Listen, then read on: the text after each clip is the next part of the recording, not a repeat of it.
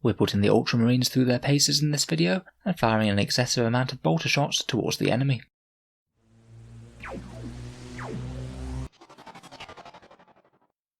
Hello and welcome back to Auspex Tactics, the strategy focused 40k channel, where we're all about getting the most out of our miniatures on the tabletop. Hopefully this will be the first in a series of videos looking at Space Marine army lists in the new edition. If you'd like to see my take on any other armies, then please let me know down in the comments below. This one for the Ultramarines is a 2000 point list designed to bully its way towards the centre of the table and hopefully win the objectives game. So the list is a single battalion for maximal command points, which will be only augmented further by Marneus Calgar being the Warlord for an additional 2 command points and further command point regeneration. The core battle line of the army list are 25 intercessors, all armed with bolt rifles. We have 3 squads of 5, and I do believe that I had enough points left over to include a power fist in each of these smaller units. We then have a 10-man intercessor squad, which I know isn't necessarily the most ideal given the new blast and coherency special rules, so perhaps if there were a lot of plasma cannons or other blast weapons around, I would think about combat squadding them. If not though, they're primarily there to be a source of 40 bolt rifle shots with the rapid fire stratagem, and depending or not whether we need it for the aggressors, then we might also think about using the stratagem to put them into tactical doctrine turn 1. Being able to move and lay down 40 bolt shots at 30-inch range, all at AP-2 with all the rerolls, is certainly going to put a hurt on most enemy infantry. Buffing the battle line, we have a small core of characters. First of all, we have Marneus Calgar, who's the Warlord. He's there to give us those extra command points, the very nice Chapter Master rerolls, and also be a very credible melee threat if the enemy decides to try and engage the main battle line and take objectives away. He'll also be accompanied by his 2 Victrix Honor Guards, who can be used either to just keep the characters safe, or potentially just charge into close combat themselves. They're very durable point for point with those power swords and storm shields, and they didn't go up whatsoever in the new edition. We've also got a Primaris Lieutenant for rerolling 1s to wound on all of those shots, and a Primaris Chaplain that I've upgraded to be a Master of Sanctity, and also used Hero of the Chapter to buy in the Warlord trait that allows him to reroll his litanies, so we should have a very reliable +1 to hit and +1 to wound on the nearest enemy coming out of him each turn. To provide some of the primary threats to the army and also quite a lot of extra bolt fire, we've got quite a few Gravis armoured Space Marines in this list as well.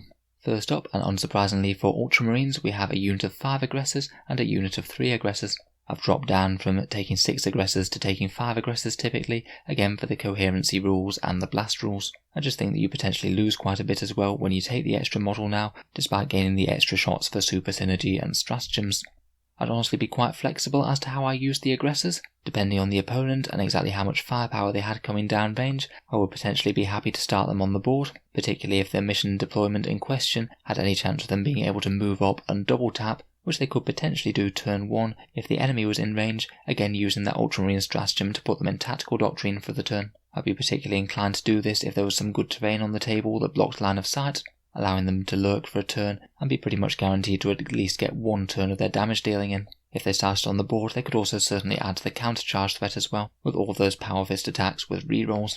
Otherwise, starting in strategic reserve certainly doesn't seem to be a bad move either.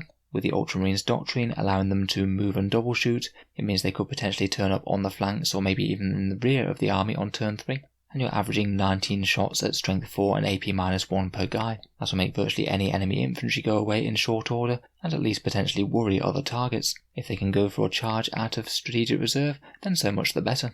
Perhaps a little bit more experimentally, I decided to use 2 units of 3 Inceptors with assault bolters, who I now believe are pretty decent firepower for their points cost. Again, it depends on terrain or things, but I think I would typically start these in strategic reserve, and they could be a bit of a troubleshooter unit, being able to drop all over the board, potentially wipe out enemy infantry units going for objectives, and then be problematic by skirmishing, jumping forward and trying to tie up ranged infantry or tanks with blast weapons that really don't want to be in combat. I particularly like the idea of Inceptors with Ultramarines, as they can fall back and shoot with those assault bolters, giving them their similar flexibility to how they were in 8th.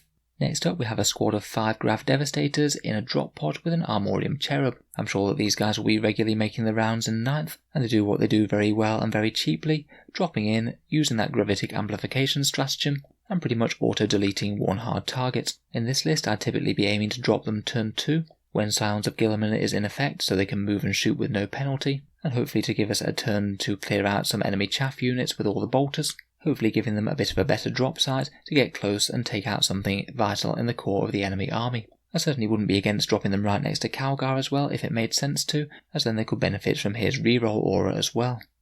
Finally, just because they're so ridiculously strong now, and we also need a bit more ranged anti-tank if we can get it, I've included a Relic Contemptor Dreadnought with 2 twin las cannons and a Typhoon missile launcher. This guy's just plain undercosted at the moment. It's very damaging in terms of anti-vehicle firepower for what he does, and also incredibly durable point for point, which can be boosted further with Duty Eternal. I do know that he is our only real hard target in this list, which is a bit of a weakness. I would generally aim to address that by trying to start him out of line of sight turn 1, or at least behind dense cover or something. If he can get within the various reroll auras, then all well and good, but to be honest, just with his raw stats, he is already very powerful.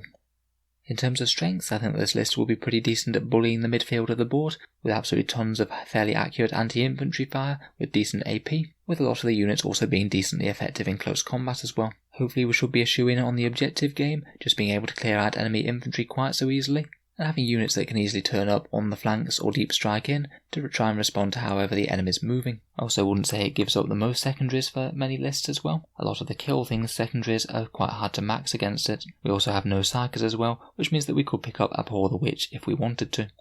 In terms of weaknesses, once they're on the board, quite a lot of the units are quite slow, so we would have to be careful where they came down so they weren't left redundant. Despite the Relic Contemptor, we are going to struggle with taking out too many tanks too early in the game, which could be problematic if we have multiple vehicles that are going to do damage to us, and having no psychers does mean that we don't have any psychic defense either, which is a downside.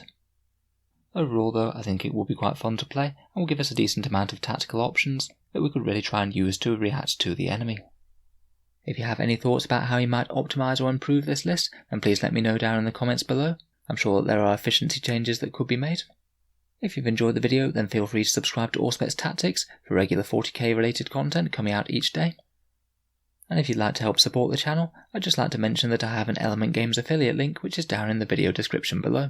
Basically, if you live in the UK or the rest of Europe, then Element Games is a discount retailer that stocks the vast majority of Games Workshop's products, usually at around 10 to 20% off. If you were thinking about buying something in the near future, and you clicked in the link in the video description, then a small amount goes to help support Auspex Tactics without costing you any more whatsoever. So it can just be a bit of a way to help support the channel on purchases that you were going to make anyway. I do have a similar Amazon link for people in the USA and Canada. Again, if you give the link a click, then any purchases on Amazon within the next 24 hours give a small amount to the channel, and again they don't cost you any more. Whether you're buying model soldiers or anything else, it can just be a way to help out. In any case, a massive thank you for listening, and I'll hope to see you guys next time.